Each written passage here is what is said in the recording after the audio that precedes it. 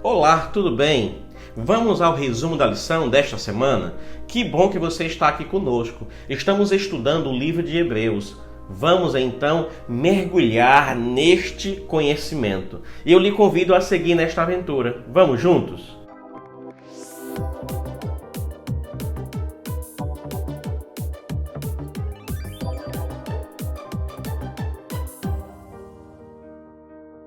A lição desta semana tem por título O Filho Prometido. Que tema interessante! Vamos então ao estudo deste resumo. O verso da semana está em Hebreus capítulo 1, verso 2 e o verso 3, que nos diz com palavras graciosas. E diz assim: Mas, nesses últimos dias, nos falou pelo Filho, a quem constituiu herdeiro de todas as coisas, e pelo qual também fez o universo. O Filho, que é o resplendor da glória de Deus e a expressão exata do seu ser. Queridos e queridas, criança faz muita alegria ao lar, não é verdade? Ela traz muita alegria. Filhos são a herança do Senhor, é o que diz o sábio Salomão em Salmo 127, verso 3. Esperar por um bebê é algo fascinante. Os pais começam a organizar o quarto, as roupinhas do bebê e também a vida, pois após receber esse belo presente, a vida muda. Quando a criança chega, tudo muda na vida do casal. Assim foi há muito tempo, pois Deus prometeu um filho e essa criança iria fazer uma grande transformação para a vida dos pais e da humanidade. Logo depois, queridos, que Adão e Eva pecaram, Deus lhe prometeu uma semente, um filho que os libertaria do inimigo, recuperaria a herança perdida e cumpriria o propósito para o qual foram criados. Você pode conferir também em Gênesis capítulo 3, verso 15.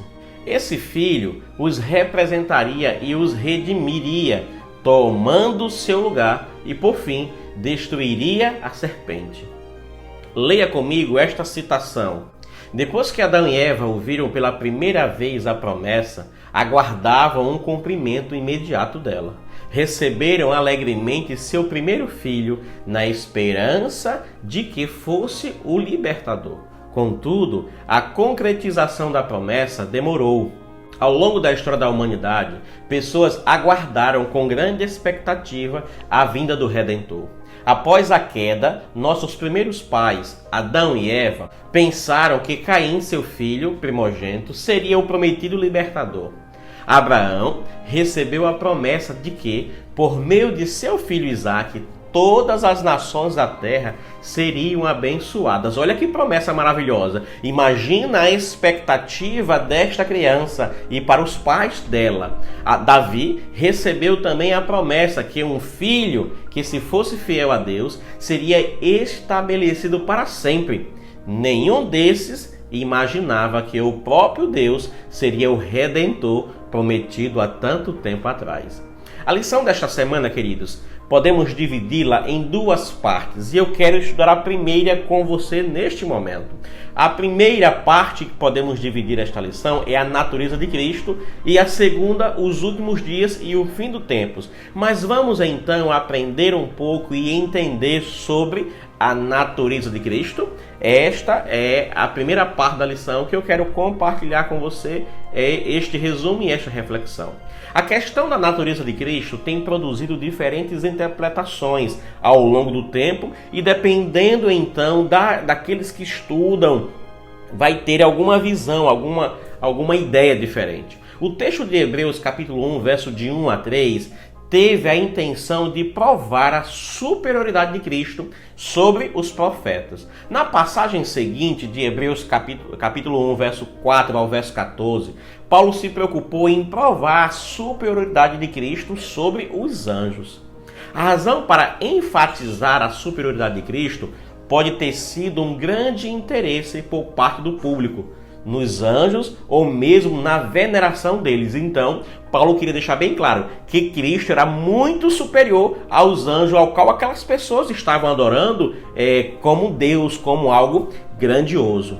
Para fundamentar seu argumento de que Cristo é superior aos anjos, em Hebreus capítulo 1, verso 5, Paulo citou 2 versos do Antigo Testamento, sendo o primeiro deles o Salmo 2, verso 7, que diz: proclamarei o decreto do Senhor.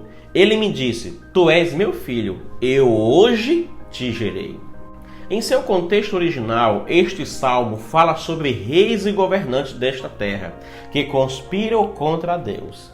A segunda citação que Paulo usou para mostrar a superioridade de Cristo sobre os anjos foi 2 Samuel, capítulo 7, verso 14, que nos fala exatamente essas palavras. Acompanhe comigo e leia comigo para que você possa ter uma melhor compreensão. E o texto nos diz: Eu lhe serei por pai, e ele me será por filho. Se vier a transgredir, castigá-lo-ei com varas de homens e com açoite de filhos de homens. O contexto original fala sobre os planos de Davi para construir o templo. E Davi idealizava isso porque ele entendia que ele não poderia morar em bela casa e Deus não ter um local para habitar. No entanto, Natã informou ao rei que seu filho Salomão construiria a casa de Deus.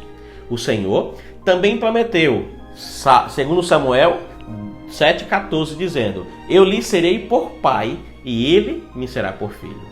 Esta citação, em seu contexto original, não pode se referir a Cristo por causa do que vem a seguir neste verso. Veja comigo: Se vier a transgredir, eu o castigarei com varas de homens e com açoite de filhos de homens. Por razões óbvias, o verso deve se referir ao Salomão, o ser humano pecador, em vez de Cristo sem pecado. Porém, tanto o Salmo 2, verso 7, quanto 2 Samuel 7,14 têm algo em comum. Ambos enfatizam o fato de que o rei de Israel e Salomão são filhos adotivos de Deus. Você é meu filho, hoje gerei você.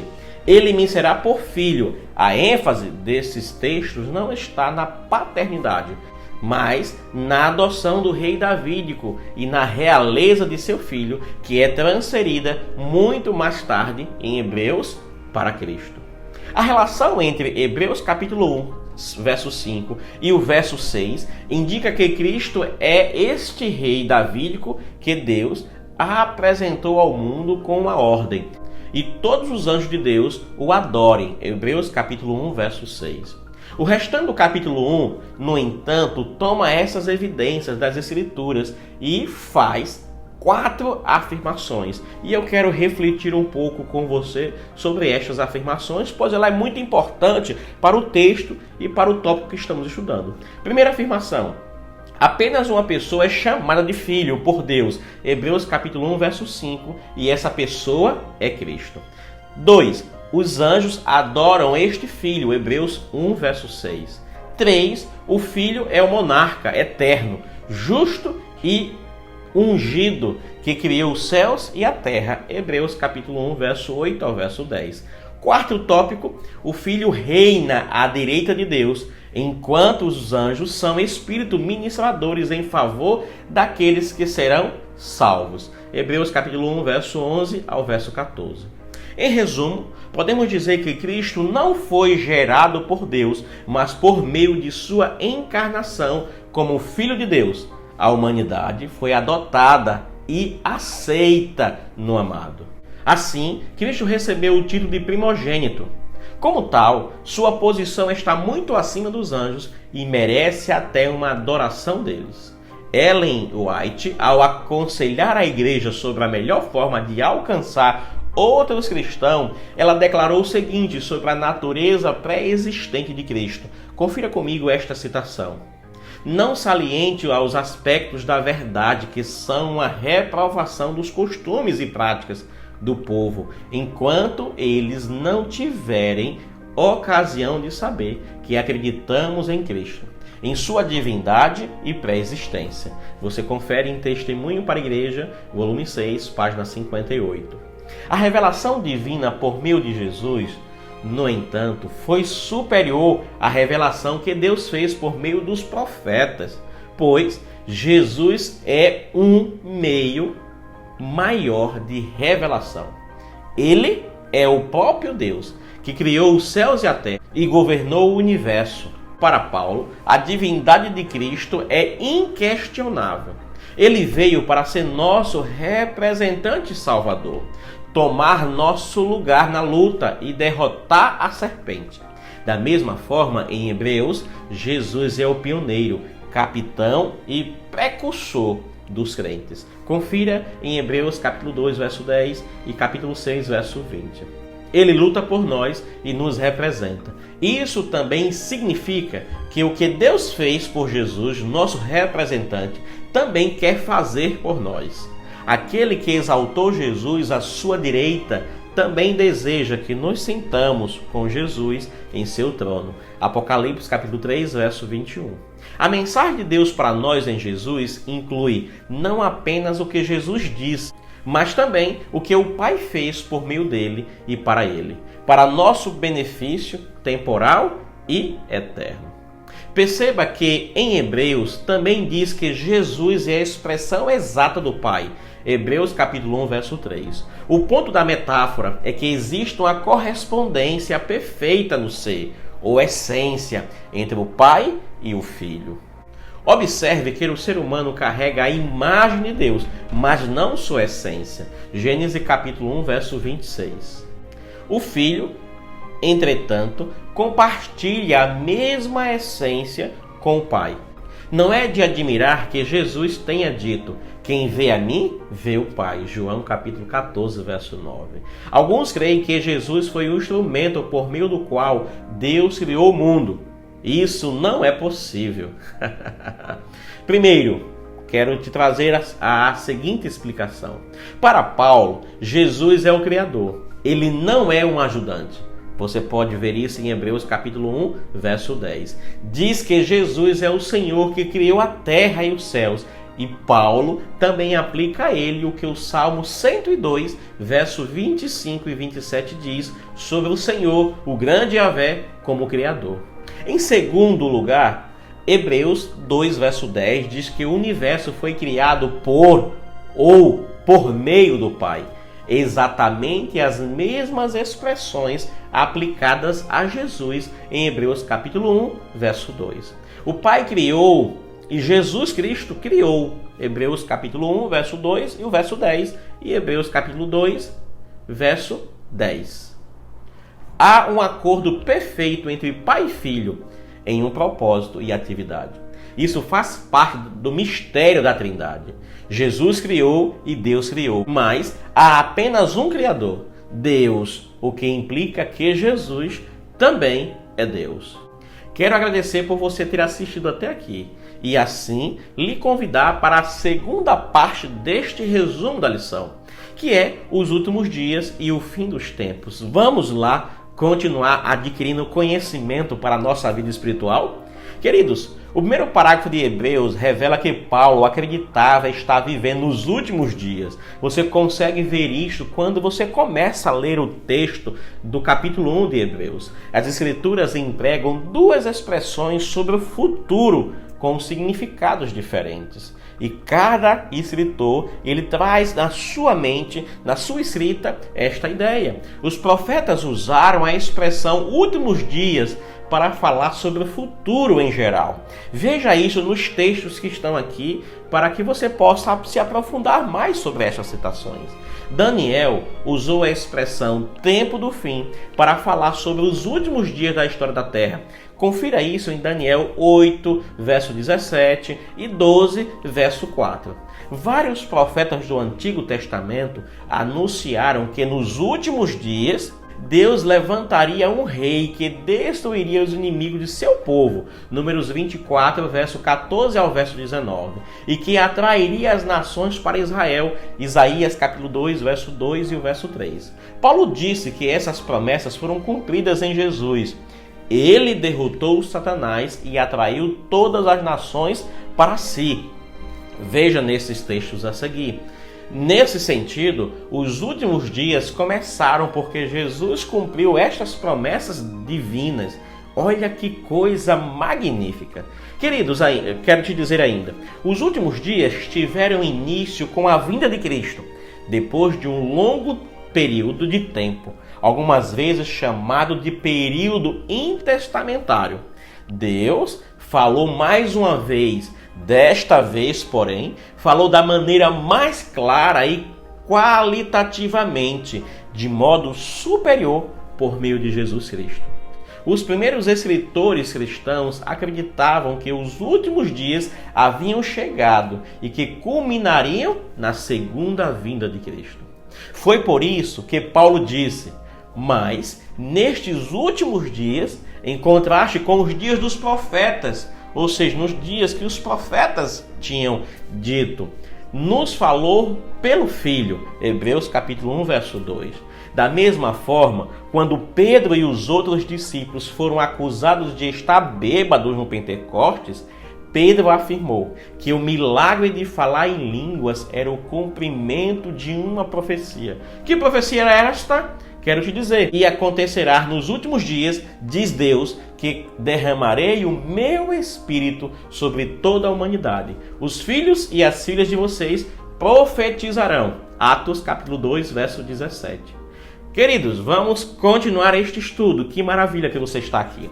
A profecia de Joel 2 se cumpriu no início dos últimos dias. Além disso, ao falar sobre a encarnação de Cristo, Pedro escreveu: Cristo foi manifesto nestes últimos tempos em favor de vocês. 1 Pedro capítulo 1, verso 20. Estes últimos dias são caracterizados por zombadores que questionam a promessa da segunda vinda de Cristo. 2 Pedro capítulo 3, verso 3 e o verso 4. E exploram os pobres para enriquecer. Tiago capítulo 5, verso 3. Eita, que é muito conhecimento, né? Mas deixa eu te dizer mais. Os últimos dias também são caracterizados pelo surgimento de anticristos.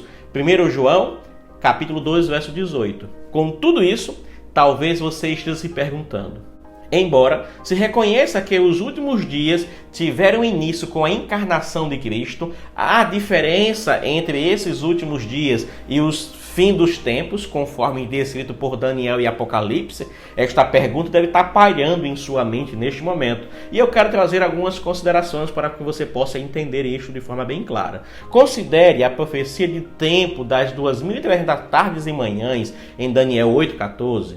Essa profecia se estende muito além dos dias de Cristo. E outras profecias ainda têm vários eventos pendentes.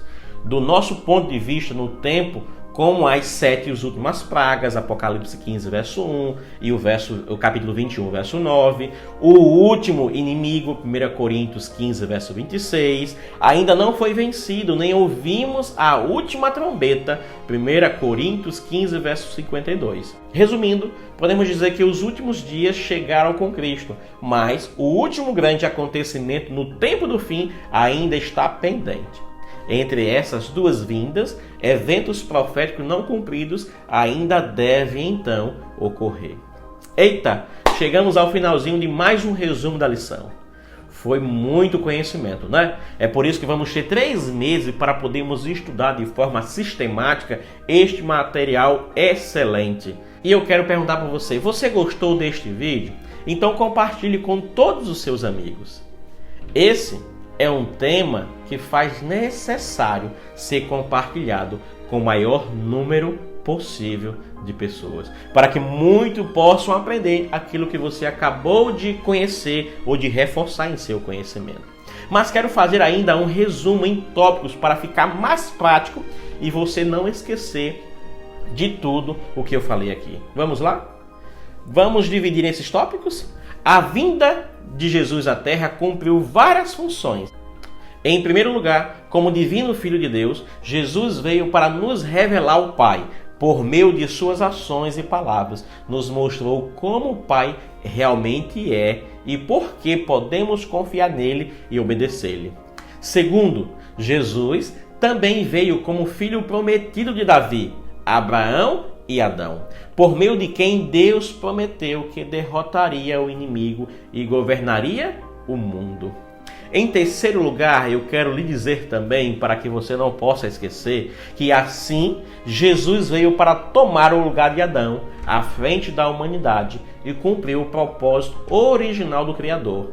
Você pode ver nestes textos aqui para seu estudo durante esta semana.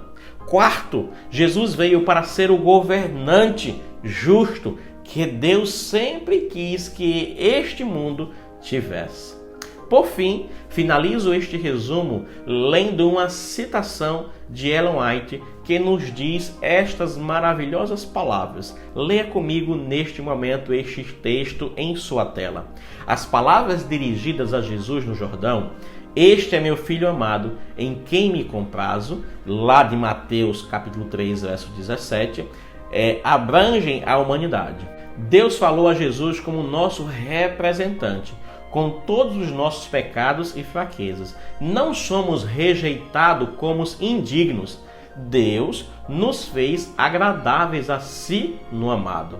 A glória que veio sobre Cristo é uma garantia do amor de Deus para conosco. A luz que irradiou dos portais abertos sobre a cabeça de nosso Salvador, brilhante sobre nós ao pedirmos auxílio para resistir à tentação. A voz que falou a Cristo diz a todo aquele que crê: "Este é meu filho amado, em quem me comprazo".